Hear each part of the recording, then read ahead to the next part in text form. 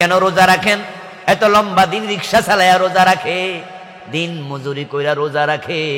আমরা বুড়া মানুষদেরকেও দেখি 80 বছর বয়স, তারপর রোজা ভাঙতে চায় না, চিকনা হয়ে গেছে। ডায়াবেটিকের রোগী, তারপর রোজা ভাঙে না, কারণ সে আল্লাহর জান্নাতে যেতে চায়। অথচ রাসূলুল্লাহ সাল্লাল্লাহু আলাইহি ওয়াসাল্লাম বলেছেন, লা ইয়াদখুলুল জান্নাতা লাহাম নাবাতা মিন সুহুত ওয়া কুল্লু লাহমিন নাবাতা মিন সুহুতিন ফাকানাতিন নারু আওলা বিহি।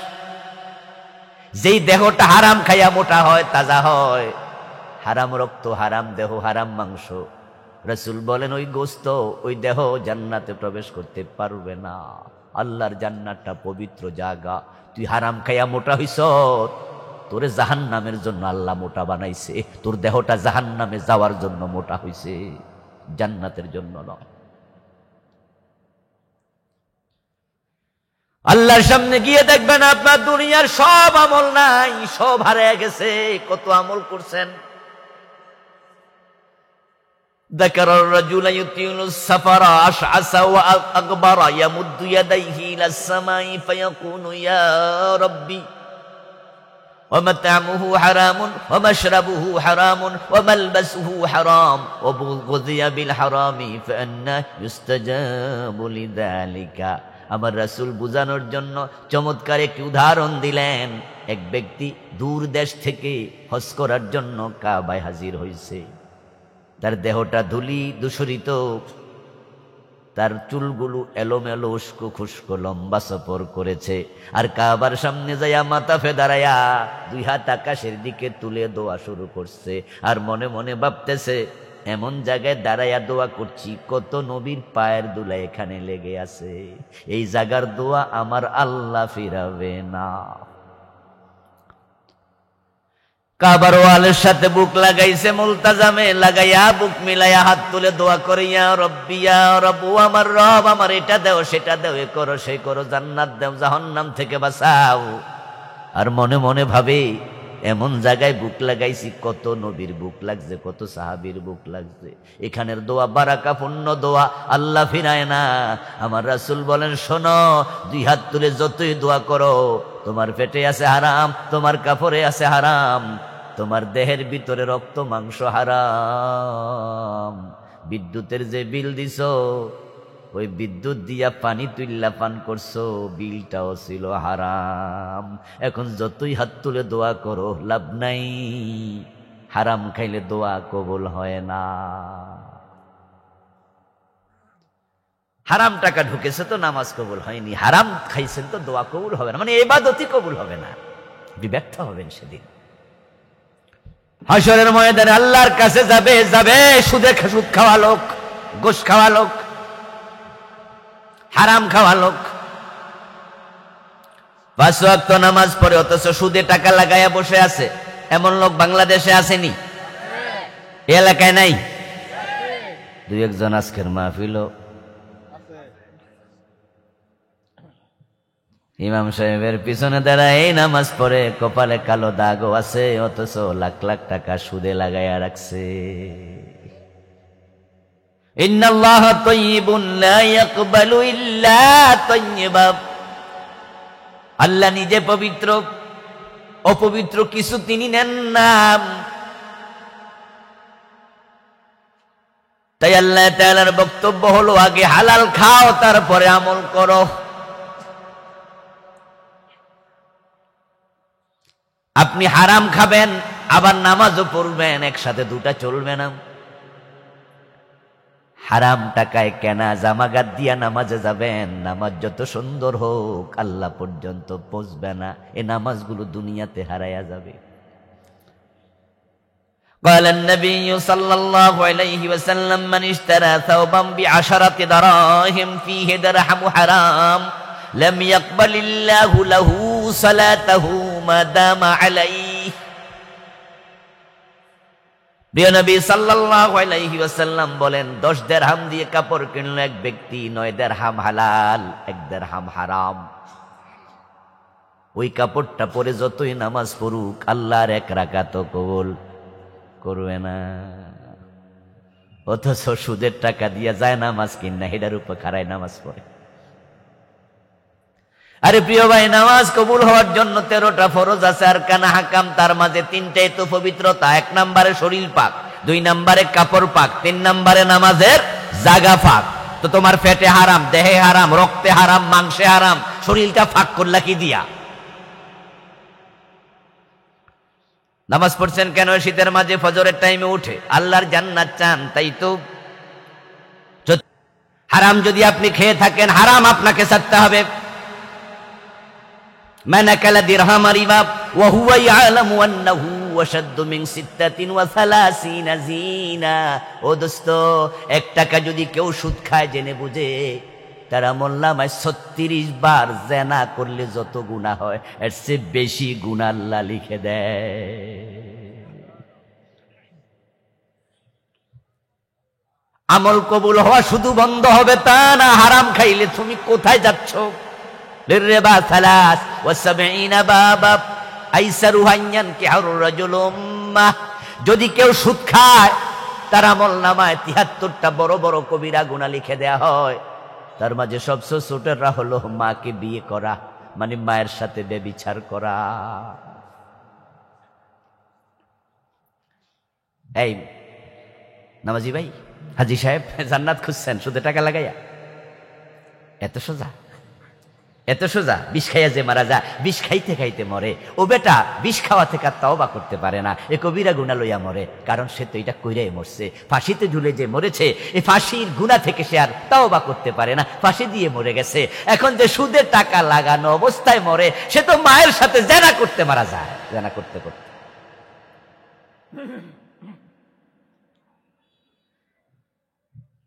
সুদের টাকা পকেটে না বুধু। আশ্চর্য মুসলমান তো। 5 ওয়াক্ত নামাজ পড়ে, মুখে দাঁড়িয়ে আছে। ওই লোকটা অফিসে যাইয়া সিগনেচার করে না ঘোষ না দিলে। বাংলাদেশে এমন অফিস আছে যে অফিসে বসদের জন্য ঘোষের আনঅফিসিয়াল রেট পর্যন্ত নির্ধারণ করা, প্রতি সিগনেচারে কত দিতে হবে এটা অন্যরা জানে। যান না সাবরেজিস্ট্রির অফিসে দলিল করার জন্য যান, দেখবেন ব্যান্ডার সাহেব বলে দেবে যে জমির দলিল করতে 3.5 লাখ টাকা লাগবে। তা আপনি বলুন যে কোন কোন খাতে লাগবে, সুন্দর করে লিখে দেবে। সরকারি ফি এত, স্টাম্প ফি এত, আমার ফি এত, এই এত, মোট 2,30,000। তা আপনি বললেন যে বাকি 20,000, বললো ওইটা টেবিল খরচ। এর মানে হলো অফিসের টেবিলেরও দাঁত আছে, ঠিক না, জিব্বা আছে। টেবিল খায় না, টেবিলওয়ালা খায়। কথা বলেন না, টেবিলে খায়। ওই টেবিলওয়ালা কি মুসলমান না? নামাজ পড়ে না? হিন্দু কয়জন আছে অফিসে? 5 ওয়াক্ত নামাজ পড়ছে, ঘোষ খাচ্ছে, ওজনে কম দে, মালে বেজাল দে, হারাম খায়, সারাদিন হারাম খাচ্ছে। ওই লোক আবার নামাজ পড়ে কপাল কালো করে জান্নাত খুঁজতেছে। এত সোজা জান্নাত? হারাম খাইবা তোমার ইবাদত কবুল বন্ধ দোস্ত।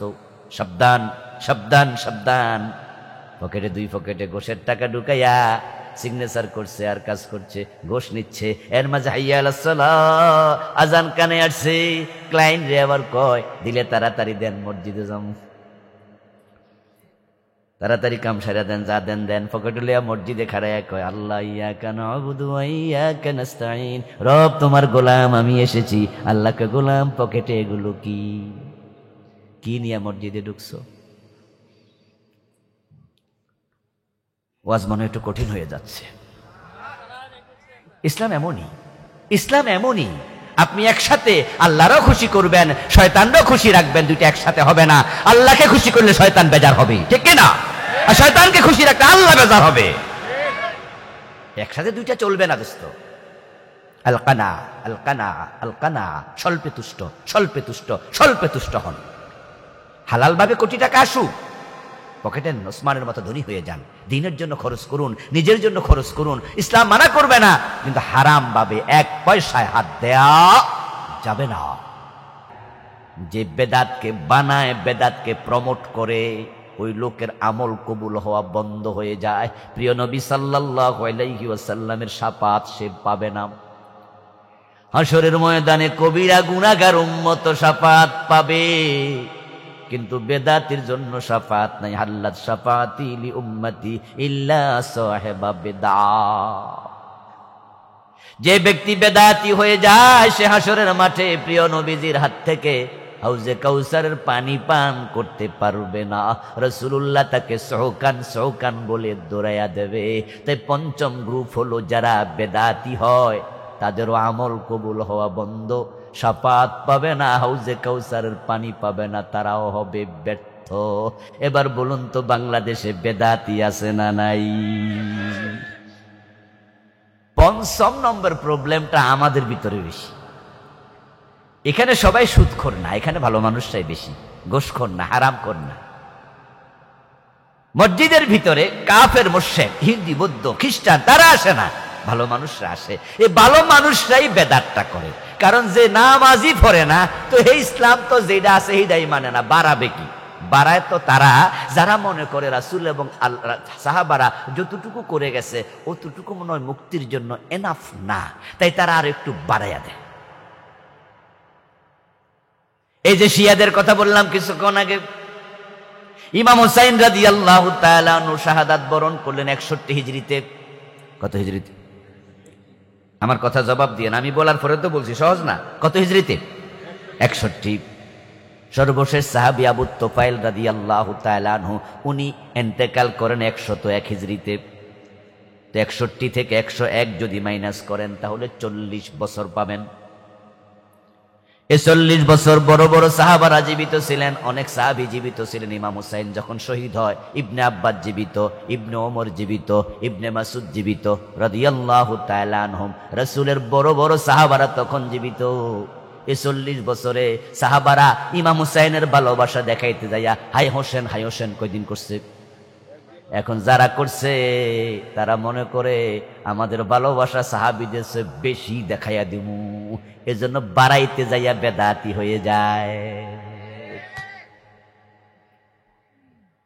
এই যে আমি এখন শিয়াদের বিরুদ্ধে একটু বললাম, আপনাদের কিন্তু কারো গায়ে লাগেনি, কারণ এখানে শিয়া নাই তো। কিন্তু এখন যদি আমি আরেকটা কই যেটা গায়ে লাগবে, তখন তো আপনার চেহারা কালো হয়ে যাবে। দূর হুজুর আমারও ধরল। শোনেন দোস্ত, আমি বলেছি কোনো কথা আপনার জন্য না, আমাদের সবার জন্য। রাসূল সাল্লাল্লাহু আলাইহি ওয়াসাল্লাম উনি ইন্তেকাল করলেন 11 হিজরিতে। সর্বশেষ সাহাবী আবু তুফাইল রাদিয়াল্লাহু তাআলা আনহু ইন্তেকাল করলেন 101 হিজরিতে। রাসূলের ইন্তেকালের পরে সাহাবারা জীবিত ছিলেন 90 বছর। রাসূলুল্লাহ 2টা ঈদ করে গেছে, ঈদুল ফিতর, ঈদুল আযহা। কেমনে করেছেন তা হাদিসে আছে। কয়টা খুতবা দিছেন তা হাদিসে আছে। ঈদের কয় রাকাত নামাজ তা হাদিসে আছে। ঈদগাহে যাইতেন কেমনে, আসতেন কেমনে হাদিসে আছে। ঈদের বিস্তারিত আলোচনা হাদিসে আছে। এখন আমরা রাসূলুল্লাহ সাহাবারা 90 বছর রাসূলের ইন্তেকালের পরে জীবিত। ঈদে মিলাদুন নবী নামে আমরা যে একটা ঈদ পালন এখন বাংলাদেশে করি, এটা কোন সাহাবী পালন করছে? হাদিসের কিতাবে তো সব আছে, এটা খোঁজেন তো একটু। এখন আপনি কেন করছেন? রাসূলের জন্মদিনে একটু আনন্দিত হব না? রাসূলের মহব্বত দেখাবো না? তা আপনি যে রাসূলের মহব্বত দেখাইতে যাই একটা ঈদ বাড়াইয়া দিলেন, তো সাহাবারা বুঝি রাসূলের মহব্বত বুঝতো না? রাসূল সাল্লাল্লাহু আলাইহি ওয়াসাল্লামের দুজন সাহাবী রাসূল যাদেরকে আযান শিখাইছে, দুজন ছিল মুয়াজ্জিনে রাসূল, হযরত বেলাল, হযরত আবু মাহযুরা রাদিয়াল্লাহু তাআলা আনহু। দুজন সাহাবী রাসূলের মুয়াজ্জিন ছিলেন, আযান দিতেন। উনাদের দুইজনকে আযান শিখাইছে, আল্লাহু আকবার বলে আযান শুরু হবে। কিন্তু রাসূলুল্লাহর মহব্বত দেখাইতে যাইয়া আযানের আগে দুরূদ শরীফ পড়ে এমন কিছু লোক আছে না নাই? আচ্ছা, রাসূলের সাহাবাদেরকে রাসূল কি দুরূদ শরীফ আযানের আগে শিখাইছে? কোন হাদিসে আছে দেখান একটু। আপনার ভিতরে প্রেম জেগেছে, রাসূলের মহব্বত জেগেছে। প্রেম মহব্বত অবশ্যই ভালো জিনিস, কিন্তু আপনার প্রেম মহব্বত কি সাহাবীদের চেয়ে বেশি? শিয়ারা রাসূলুল্লাহর মহব্বত দেখাইছে, ওনার নাতিরে ভালোবাসে, হাই হোসেন হাই হোসেন। আমরা বলি ফাও কাম বাদ দাও, তাজিয়ার দাম নাই, তোমরা বেদাতি, তোমরা পথভ্রষ্ট। রাসূলের সাহাবারা এসব করে নাই। তো এখন রাসূলের সাহাবারা যা করে নাই সেটা শিয়া করলে যদি খারাপ হয়, ওইটা আমনে করলে বুঝি ভালো হবে।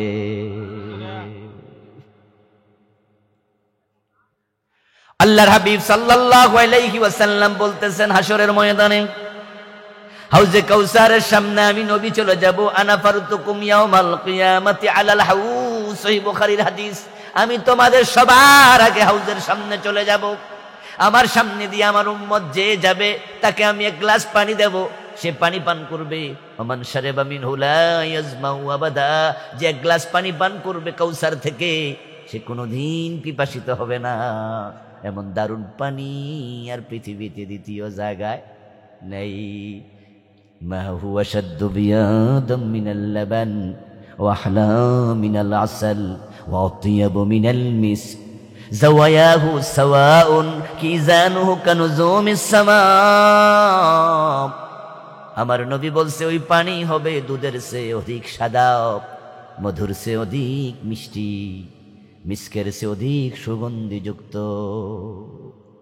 আমার লোকেরা যাবে, আমার উম্মতেরা যাবে, পানি পান করবে, সেখানে লাইন ধরে দাঁড়াইয়া কষ্ট করা লাগবে না। এক একটা আইল হবে মাসিরাতু শাহর, এক মাস যদি একটা ঘোড়া লাগাতার দৌড়ায় যত দূর যেতে পারবে, হাউজে কাউসারের এক একটা পার তত দূর লম্বা হবে। চতুষ্কোণ বিশিষ্ট কাউসার 4 আইল সমান লম্বা, সেখানে আমার উম্মত যাবে, পানি পান করবে, ফেরেশতারা পানি খাওয়াবে, আমি নবীকে হেল্প করবে। সেখানে তোমরা কষ্ট করে লাইন ধরে পানি পান করা লাগবে না। কি জানো কানুজুমিস সামা, শোনো উম্মত, আকাশে তারকা আছে যত, আমার হাউজে কাউসার গ্লাসের সংখ্যা হবে তত। হাউজে কাউসারের পানি খাওয়ার শখ আসেনি? স্বপ্ন দেখেন তো নাকি? আল্লাহর হাবিব এবার কি বলে শুনুন, সাবধান হন। ইত্য বছর একদল লোক আমার কাছে এসে হাউজের পানি চাইবে। ইয়ারিফুনানি ওয়া আনা আরিফুহুম, তারা আমাকে চিনে, আমি নবী। পরিচয় দেওয়ার পর আমিও চিনবো তারা আমার উম্মত। আমি ভাববো পরিচয় দিছে আমারে চিনছে, আসো পানি খাও। ফায়ুহালু বাইনি ওয়া বাইনাহুম, হঠাৎ করে দেখব তাদের মাঝে আর আমার মাঝে পর্দা পড়ে গেছে, একটা ওয়াল আল্লাহ দাঁড় করাইয়া দিছে, তাদের হাতে আমি পানি দিতে পারলাম না। ফাকুলু ইন্নাহুম মিন্নি, তখন আমি বলবো কি হলো, কি হলো, তারা তো আমার উম্মত, কেন পানি পৌঁছাতে পারিনি? তখন ফেরেশতারা বলবে ফায়ুকাল ইন্নাকা লা তাদরি মা হাদাসু বাদাকা ফাকুলু সুহকান সুহকান লিমান গায়্যারা বাদি। ফেরেশতারা বলবে ও আল্লাহর নবী, আপনি জানেন না এগুলো 2 নাম্বার উম্মত। মা হাদাসু বাদাকা, আপনার পরে, তিরোধানের পরে, দুনিয়া থেকে বিদায়ের পরে ওরা ইসলামের মাঝে অনেক বেদাত ঢুকাইয়া দিছে, যেগুলো আপনি করেন নাই, আপনার সাহাবারা করেন নাই, এগুলো তারা দিন বানাইয়া ছাড়ছে, এগুলোকে ইবাদতের নিয়তে করে আপনার ইসলামকে বিকৃত করেছে। প্রিয় নবী বলেন ফাকুলু, তখন আমিও বলবো সুহকান সুহকান লিমান গায়্যারা বাদি, আমার পরে আমার দিন যারা এইভাবে বিকৃত করেছিস, তোরা দূর হ, তোরা দূর হ। আহারে ভাই, বেদাতের কারণে আপনি সেদিন হাউজের পানি পাবেন না, শাফাত পাবেন না, দুনিয়ায় ব্যর্থ হবে সব আমল। এ নিয়ে আমি আলাদা বই লিখেছি আলহামদুলিল্লাহ কয়েক বছর আগে। এই বইটার নামে আমি দিছি প্রচলিত বিদআত ও তা থেকে বাঁচার উপায়। বাংলাদেশে চলমান 38টা লিখছি, ওয়াজ করবো আর মাত্র কয়েক মিনিট। একটা একটা পরে 1 মিনিট করে ব্যাখ্যা করলো 38 মিনিট লাগবে। আমি না 5 গ্রুপের কথা বলবো, সময় পাবো না। আপনার বাড়ি মালামাল সংরক্ষণ আপনাকে করতে হবে। ডায়াবেটিক আপনার হয়েছে, কন্ট্রোল আপনাকে করতে হবে। ডায়াবেটিক হয়েছে বাবার, ছেলে মিষ্টি খাওয়া বন্ধ করলে লাভ হইব নাকি? আপনাকে কন্ট্রোল করতে হবে। তো বেদাত যদি আপনার ভিতরে থাকে, খুঁজে বের করতে হবে আপনাকে কোন কোন কাজ বেদাত, এলেম শিখা ফরজ। বেদাতগুলো আপনাকে ছেড়ে দিতে হবে, বেদাতগুলো আপনাকে ছেড়ে দিতে হবে। দ্বিতীয় প্রবলেম, ঈমান যাওয়ার শিরিক, যেটা বাংলাদেশে সস্তা হয়ে গেছে। যেখানে একটা মাজার আছে সেখানে শিরকের বাজার মিলে যায়। হক্কানি ফির, ভণ্ড ফির, যে কোনো মাজার হবে, শিরিক সেখানে কম বেশি হবেই। চোখ সাক্ষী শাহপরান রহমতুল্লাহ আলাই, যাদেরকে আমরা হক্কানি পীর বলি, শাহজালাল রহমতুল্লাহ আলাই, যাদেরকে হক্কানি পীর বলি, আমার নিজের চোখে আমি দেখেছি শাহপরানের মাজারে সেজদা দিচ্ছে। টিলার উপরে একটা মাজার, সেখানে গাছ আছে, গাছের চারিপাশে ওয়াল আছে, পাশে মসজিদ, মসজিদে গিয়ে সেজদা দিচ্ছে না, আমি নিজে দেখলাম কবরের মাঝে সেজদা দিচ্ছে। অথচ উনি ভালো মানুষ ছিলেন, উনার দোষ নাই, উনি বলে যান না আমার সেজদা দিও। এই জন্য ইসলামে মাজার বানানোর কোনো অনুমতি নাই। মক্কা বিজয়ের পরে রাসূলুল্লাহ সাল্লাল্লাহু আলাইহি সাল্লাম হযরত আলীকে বললেন, আলী তুমি যাও একজন সাহাবীকে সঙ্গে নিয়া যত উঁচু কবর পাবে সব সমান করে দিয়ে আসো। আপনারা যারা হজ উমরায় গিয়েছেন, মসজিদ নববীর পাশে একটা গোরস্থান আছে বাকিয়াল গারকাত, যেটাকে আমরা জান্নাতুল বাকি বলে চিনি। ওখানে তো 10,000-এর মতো সাহাবীর কবর আছে, সেখানে উঁচু কবর মাজার কয়টা আছে? তো সাহাবীর সে কি আমাদের দেশে ল্যাংটা বাবার দাম বাইরে গেল? ল্যাংটা বাবার মাজার হয় কেমনে? আমার প্রিয় ভাইয়েরা, হাত আছে আঙ্গুলে 5টা, আঙ্গুল 5টা, আংটি দিছে 7টা, এমন আতওয়ালা দেখছি আমি। ভাত খাওয়ার সময় দেখলাম যে পুরা হাতে আঙ্গুলের মাঝে শুধু আংটি আর আংটি। আপনি জিজ্ঞাসা করে দেখবেন, দোস্ত এত আংটি কিসের? বলবে যে এটা একবারে অমক মাজারের খাদেম থেকে 1111 টাকা দিয়ে কিনে আনছি। উনি বলছে আংটি হাতে দিলে বিপদ মুসিবত আসে না। এই আংটি ইয়াকুত পাথরের তৈরি, হু দিয়া দিছে, এটা হাতে দিলে ব্যবসায় তরতর করে উন্নতি হয়ে যায়। আংটি দিয়া বিপদ থেকে বাঁচবা, অথচ বিপদ থেকে আংটি বাঁচায় না, আল্লাহ বাঁচায়। ইন্নাম সাসকাল্লাহু বিদুররিন ফালা কাশিফা লাহু ইল্লা হু। সন্তান আল্লাহ দেবে না পীর সাহেব দেবে? তো পীরের কাছে সন্তান চাই, ঈমান হারাবে কেন? ভবিষ্যৎ জানার জন্য ঠাকুরের কাছে কেন যাও? গণকের কাছে কেন যাও? ঢাকায় বসুন্ধরা শপিং মলে কি ভিআইপি দোকান খুলে বসে আছে, এক মাসের ভাড়া 50,000, 1 লাখ, তার চেয়েও বেশি টাকা পায় কোথায়? নিশ্চয় কিছু কাস্টমার আছে যারা হাত দেখানোর জন্য চলে যায়। ছেলেবিদের যাবে মালয়েশিয়া, পাসপোর্ট জমা দেওয়ার আগে মা বলে দেয়, বাজান আগে একটু ঢাকা থেকে ঘুরে আয়। মা ঢাকা যাবো কেন? আরে বাবা, টাকা দিলা, পাসপোর্ট দিলা, ভিসা যদি না হয় টাকা তো ফিরে পাইবা না, মানুষ তো বেশি ভালো না, এজন্য একটু আগে যাই না আসো, ভিসা লাগবে কিনা? আরে মা ভিসা লাগবে কিনা কে জানাবে? বলে কেন? অমক বাবা বসে আছে, পত্রিকায় দেখেছি, টেলিভিশনে দেখেছি, স্কলে লেখা ওঠে তিনি অতীত ভবিষ্যৎ ভূতপূর্ব সব জানে। অথচ ভবিষ্যতের জ্ঞান একমাত্র কার? এলমে গায়েব কার? আর গড়ে ফট্টায় মানুষ বান্দরের কাছে পর্যন্ত হাত গোনা। এ নিয়ে বই লিখেছি আলাদা, শিরিক। এটা তো 29টা শিরিক লিখছি, বইগুলো স্টেজে পাবেন ইনশাআল্লাহ দেওয়ার পরে। 29টা লিখছি, আপনি খুঁজে বের করুন আপনার ভিতরে আছে কিনা, এটা আপনার দায়িত্ব। ডায়াবেটিক আপনার হলে ওষুধ আপনি খাবেন, আরেকজন নয়। কারণ যদি ঈমানহীন আপনি মারা যান, তাহলে আখিরাতে ধরা রাখাইব কেডা? আপনি। আরেকটি হলো নিফাক। নিফাক নিয়ে পড়বেন, জানবেন। আমার প্রিয় ভাইয়েরা, আমরা আল্লাহর কাছে দোয়া করতে চাই, আল্লাহ যেন আমাদেরকে আখিরাতে হতাশ না করে, আল্লাহ যেন আমাদেরকে সফলদের কাতারে দাঁড় করাইয়া দেয়। ঈমান আমল নিয়ে আল্লাহ যেন আমাদেরকে বেঁচে থেকে কালেমা পড়তে পড়তে মরার জন্য কবুল করে, বলেন আমিন। হাদা মা ইনদি ওয়াল ইলমু ইনদাল্লাহ আলাইহি তাওয়াক্কালতু ওয়া ইলাইহি। ব্যর্থ হয়ে যাবে ওই সমস্ত মানুষগুলো, যে মানুষগুলো নিজেরা ইসলামের মাঝে নিজের চিন্তা ঢুকায় আমল করে বেদাতি হয়ে যায়, তাদের নামাজ রোজা হজ যাকাত কবুল হওয়া বন্ধ, তারা পথভ্রষ্ট হয়। চিন্তাগত বেদাত, আমলগত বেদাত মানুষকে বিভ্রান্ত করে ফেলে। যেমন আমাদের দেশে একদল লোক আছে যাদের নাম শিয়া। শিয়াদের কি মসজিদ নাই? তারা কি নামাজ পড়ে না? আমাদের ঢাকা মোহাম্মদপুরে গেলে একটা জায়গার নামে তো আছে শিয়া মসজিদ, এটা এখন বাস স্টপিস। এটার ব্যাপারেও গাড়িওয়ালারা থাপড়ে প্রচার করে, এই শিয়া মসজিদ, শিয়া মসজিদ, শিয়া মসজিদ, পরিচিত জায়গা। এবং ঠিকই রাস্তার পাশে শিয়াদের একটা মসজিদ এখনো আছে। শিয়া মসজিদে আজান হয় না, একামত হয় না, নামাজ হয় না, সব হয়। শিয়াদেরকে দাড়ি নাই, টুপি নাই, পাঞ্জাবি নাই। বরং মক্কায় হজ করতে গেলে দেখবেন ইরান থেকে আগমনকারী এমন কিছু শিয়া আছে যাদের আলেমদেরকে দেখলে সুরত দেখলে, তাদের সাজগোজ দেখলে, মাথায় পাগড়ি, মুখে লম্বা দাড়ি, জামার উপরে আবায়া, যেমনে হাঁটে মনে হয় আল্লাহর ফেরেশতা নামছে আসমান থেকে। অথচ আমরা সবাই বলি শিয়ারা ফেরকায়ে দাল্লাহ, এগুলো পথভ্রষ্ট।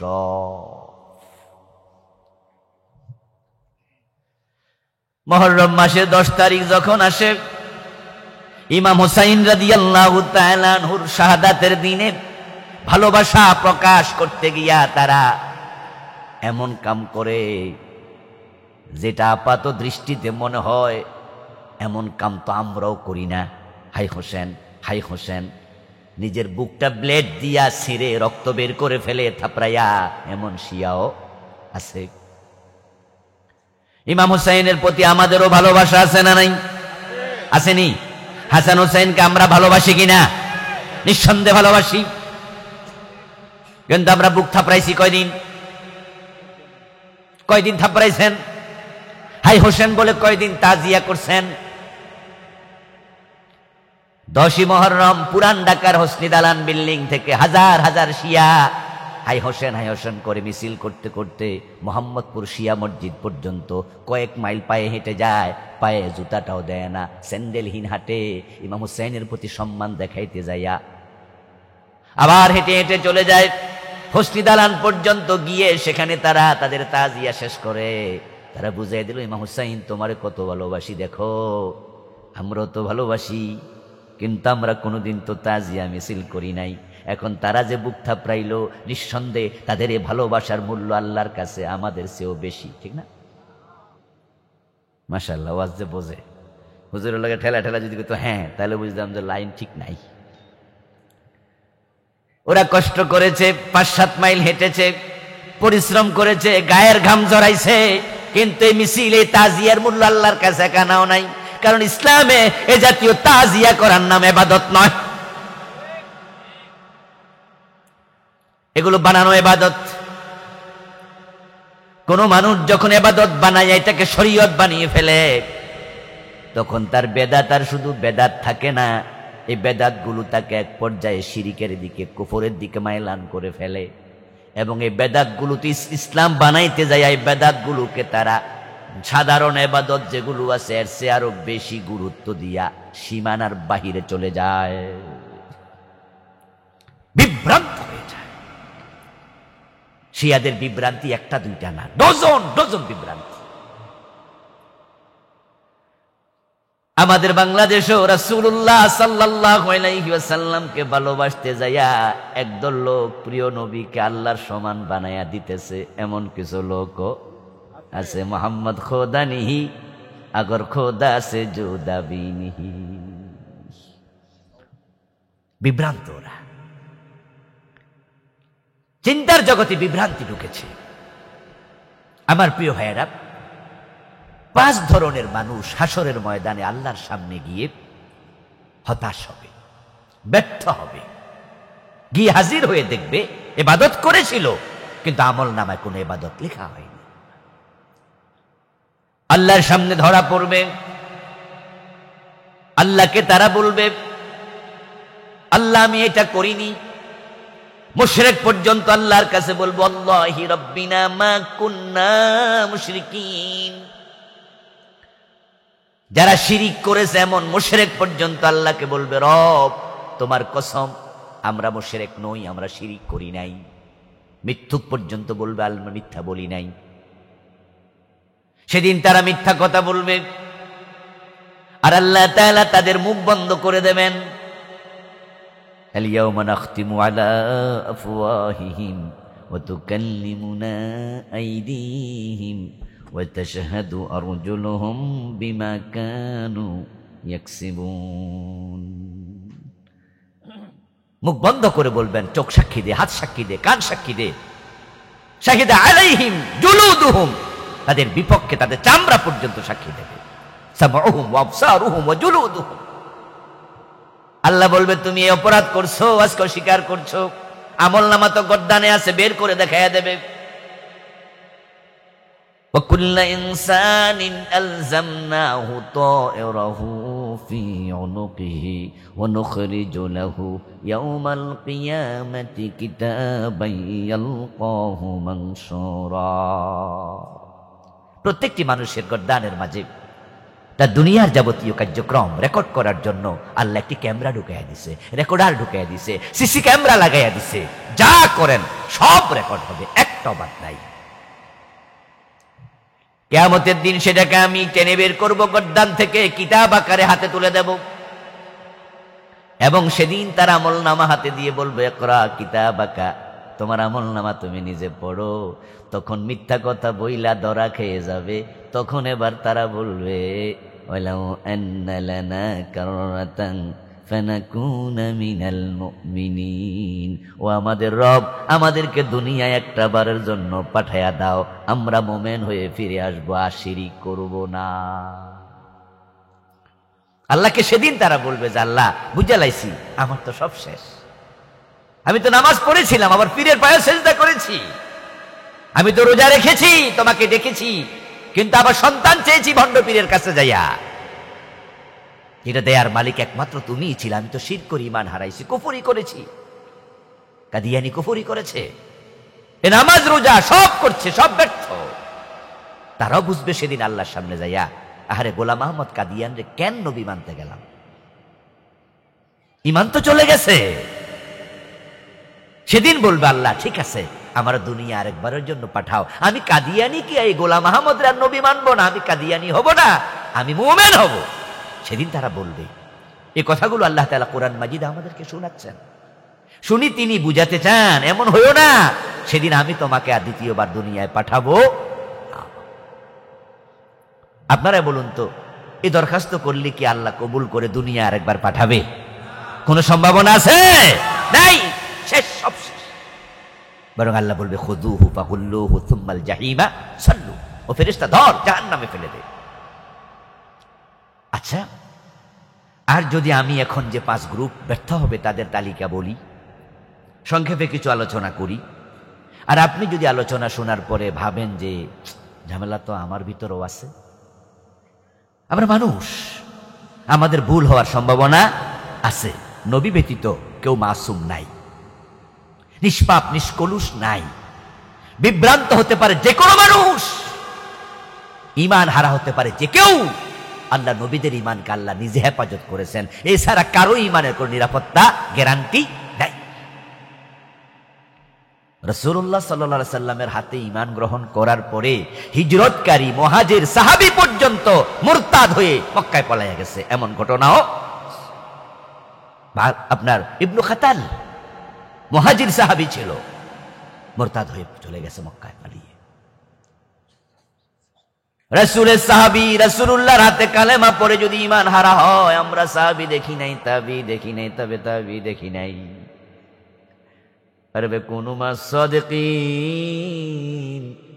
আল্লাহ কয় তোমরা সাদিকিনদের সঙ্গী হও, ভালো মানুষের সঙ্গ নেও। এখন সমাজে সঙ্গ নেয়ার জন্য ভালো মানুষও টর্চ লাইট দিয়ে খুঁজে পাওয়া যায় না, এমন এক যুগে আমরা আসছি। নবী রাসূল সাহাবী তাবি তবে তাবি তো বহু দূরের কথা, যে আপনি একটু সাদেকের সঙ্গ নেবেন, যে উনার সাথে একটু চললে আমি মনে একজন মুত্তাকি হইতে পারবো। আরে এমন মানুষ তো টর্চলাইট দিয়ে খুঁজে পাওয়া যায় না। যারা আল্লাহর ওলি মনে করি হেরে টাকা হাওলাত দিয়ে দেখবেন ঝামেলা হয়ে গেছে। যাকে আল্লাহর ওলি মনে করছি লেনদেন করে দেখবেন যে তার ভিতরে কত ঝামেলা। পরিবারের খবর নিয়ে দেখবেন সে নিজে অন্যের হক দেয় না। এই যে একটু সঙ্গ নিয়ে নিজের ভালো করবেন, সঙ্গ ভালো নেয়ার লোকে তো নাই। এমন একটি সময় আমরা দুনিয়া আসছি, এই অবস্থায় আমাদের ঈমান যে কি হালতে আছে, বড় টেনশনে থাকা উচিত। বনি ইসরাইলের বড় আল্লাহর একজন ওলি ছিল, তার নাম ছিল বালাম ইবনে বাউস, যে ছিল মুস্তাজাবুদ দাওয়া। এত বড় আল্লাহর ওলি, দোয়া করতে দেরি, দোয়া কবুল হতে দেরি হতো না, অথচ এই লোকটাও শেষ পর্যন্ত কাফের হয়ে মারা গেছে। কোরআন মাজিদে আল্লাহ তাআলা বলছে, ওয়াতলু আলাইহিম নাবাল্লাযী আতাইনাহু আয়াতিনা ফানসালাখা মিনহা ফাআতবাহু আশ-শাইতান ফাকানা মিনাল গাবিন। ও নবী, আপনি আপনার উম্মতের কাছে ওই লোকের আলোচনা করুন, আতাইনাহু আয়াতিনা, যাকে আমি অনেকগুলো কারামত দিয়েছি, নিদর্শন দিয়েছি, একটা দুইটা না, আয়াত বহু বচন। তার মাঝে একটা ছিল মুস্তাজাবুদ দাওয়া, মুজাবুদ দাওয়া, দোয়া করলে কবুল হতো। আর অন্য কারামত তার ছিল, কিন্তু ফানসালাখা মিনহা, ওই কারামতের জায়গা থেকে সে ছিটকে পড়ে গেছে। সে জায়গায় থাকতে পারে নাই। ফাতবাহু শয়তান, শয়তান তার পিছু নিয়েছিল। ফাকানা মিনাল গাবিন, সে এক পর্যায়ে পথ হারা, ঈমান হারা, শেষ, কাফের হয়ে গেছে। ওই বালামকে যদি শয়তান কুফরি পর্যন্ত নিয়ে যায়, আপনাদের কাছে আমি একটু জানতে চাই, যারা বুঝদার তারা একটু জবাব দিয়েন, ওই শয়তান আমাদের সাথে আছে না নাই? আমাদের পিছনে শয়তান লাগা আছে না? সে আমাদের পিছনে পরিশ্রম করতেছে 24 ঘন্টায়। কয় ঘন্টা? 24 ঘন্টায়। الشيطان يجري من الإنسان مجرى الدم। আপনার দেহের লোহিত কণিকার সাথে সাথে শয়তান চলতে পারে। আল্লাহ তাকে ক্ষমতা দিয়েছে আমাকে পরীক্ষা করার জন্য, দেখি তোমরা কি শয়তানের গোলামি করো না আমি আল্লাহর গোলামি করো। সে আপনার দেহের ভিতরে ঢুকে আপনাকে প্রতারিত করবে। রাতে ঘুমালে সে নাকের খাইসুমের ভিতরে বসে আপনাকে ধোঁকা দিতে থাকবে। আশ-শাইতানু জাসিমুন আলা কলবি বানি আদম। অন্য হাদিসে আসছে, প্রিয় নবীজি বলেন, শয়তান মানুষের কলবের পাশে ঘাপটি মেরে থাকে, কারণ সে জানে ঈমান এবং তাকওয়া থাকে মানুষের কলবে। তো শয়তান থেকে বালাম নিরাপদ থাকতে পারেনি, ইবনু খাতাল কুফরি করেছে, নিরাপদ থাকতে পারিনি। ওই দুশমন শয়তান আমাদের সাথে আছে। এই জন্য নিজের ঈমানটাকে ভালো করে হেফাজত করার জন্য সদা সর্বদা সতর্ক থাকা দরকার, আছে কিনা? আপনারা যদি কেউ বুঝেন আমার আলোচনা শুনে, আজকে লোক কম হয়েছে, কোনো অসুবিধা নাই, এখান থেকে 2 জনও যদি আজকে সবক নেয়, এত মাহফিল সফল হবে ইনশাআল্লাহ। আরে মমতাজ বেগমের গানও তো হাজার হাজার লোক হয়। বাংলাদেশে কিছু ভণ্ড বক্তা আছে যারা মানুষকে শিরক শিখায়, ওদের মাহফিলও নাকি লাখ লাখ লোক হয়ে যায়। যাদের মাহফিলে গেলে শোনা যায়, গাউসে পাকের নাম জফিলে আল্লাহ পাওয়া যায়। কয় কি রে, আল্লাহর দন রাসূলকে দিয়া আল্লাহ গেছে গায়েব হইয়া, রাসূলের দন খোদা লইয়া শুইয়া আছে আজমিরে, কেউ ফিরে না খালি হাতে, খাজা বাবার দন। আস্তাগফিরুল্লাহ। এমন লোকদের মাহফিল কোটি কোটি লাখ লাখ লোক নাকি হয়ে যায়, তো লাভটা কি লোক বেশি হইয়া যদি হেদায়াত পাওয়া না যায়? যদি 2 জনও আজকে আমার সেখান থেকে আলোচনা থেকে তালিম নেয়, এতে আমরা সফল হব ইনশাআল্লাহ। যদি আপনি ভাবেন, বোঝেন যে হ্যাঁ, এই 5 গ্রুপে তো আমিও আছি, আমার নামটা তো পড়ে গেছে, ঠিক না, মৃত্যু তো আজকে রাতেও হতে পারে, আমি এই অবস্থায় মরতে চাই না, আমি আজকে তাওবা করে ভালো হতে চাই। বলুন তো, তাওবা করার সুযোগ এখনো আছে না নাই? এটা আল্লাহর বড় দয়া আমাদের প্রতি। আল্লাহ যে কত বড় রহমান, কত বড় রহমতওয়ালা, এটা আমরা বুঝবই না। মা কাদারুল্লাহ হাক্কা কাদিরিহি। আল্লাহর রহমত, আজমত, জালালিয়ত, মর্তবা মানুষ বুঝতে পারে না, মানুষ বুঝার ক্ষমতাই নাই। মানুষ সৃষ্টি করার আগে আল্লাহ তওবার দরজা খুলছে। হাদিসে পাওয়া যায়, পশ্চিম দিক থেকে কিয়ামতের আগে সূর্য উদিত হবে। রাসূলুল্লাহ বলছেন, ঠিক তখন পর্যন্ত তাওবার দরজা খোলা থাকবে। যেদিন থেকে খুলছে ওই দিন থেকে সূর্য পশ্চিম দিকে উদিত হওয়া পর্যন্ত 1 সেকেন্ডের জন্য তাওবার দরজা আল্লাহ কখনো বন্ধ করবেন না। আপনি যখন চান তখন তওবা করার সুযোগ আছে। সকালে চান, দুপুরে চান, বিকালে চান, সন্ধ্যায় চান, গভীর রাতে চান, আপনি তওবা কখন করবেন? দরজা খোলা, অলওয়েজ খোলা, অলওয়েজ খোলা, অলওয়েজ খোলা। বিজ্ঞান যত আগাবে, কোরআন বুঝা মানুষের জন্য তত সহজ হবে। কারণ কোরআনের অনেকগুলো বিষয় বিজ্ঞানের সাথে জড়িত। যেমন ব্ল্যাক হোল, আজ থেকে 200 বছর আগের মানুষ জানতো না, অথচ আল্লাহ তাআলা কোরআনে ব্ল্যাক হোল নিয়ে আলোচনা করেছেন। লা উকসিমু বিমাওয়াকি'ন নুজুম ইন্নাহু লাকাসামুন লাউ তা'লামুন আযীম। মানুষ বুঝতো না ব্ল্যাক হোল কি, এখন মানুষ এগুলো বোঝে। মহাকাশে ব্ল্যাক হোল আছে, আজ থেকে 100 বছর আগের মানুষ এগুলো পড়েনি, বিশ্বাস করছে। হ্যাঁ, আল্লাহ বলছে ঠিক আছে। কুল্লু ইনসানিন আলজামনাহু তায়রাহু ফি উনুকি। গর্দানের ভিতর আমি ক্যামেরা ঢুকাইছি। গর্দানের ভিতর আবার ক্যামেরা কোথায়? মেমোরি কার্ড কোথায়? গর্দানের ভিতরে আমলনামা রেকর্ড হয়, এমন সিসি ক্যামেরা কাইটটা টুকরা টুকরা করলে আপনি পাবেন না।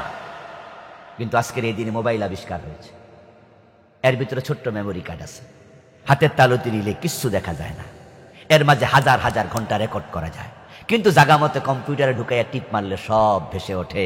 আমার আল্লাহ এমন কিছু বানায়া ঢুকাইছে, খালি চোখে দেখবা না, বুঝবা না, কিন্তু কিয়ামতের দিন সব প্রকাশ হয়ে যাবে।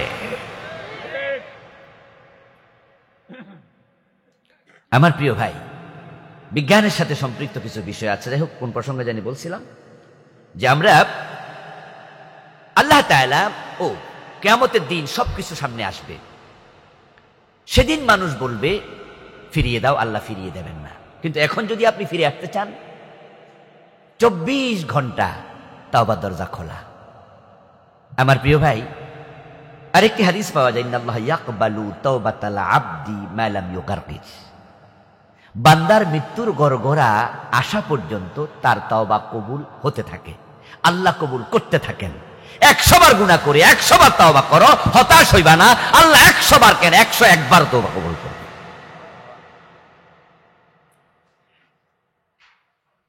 তবে প্রত্যাশা আবার গুনাহ করা শুরু করা যাবে না।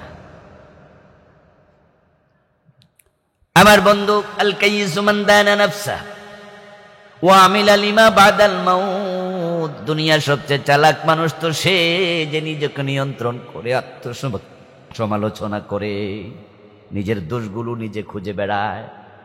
আমি এখন 5 গ্রুপ নিয়ে আলোচনা করব সংক্ষেপে।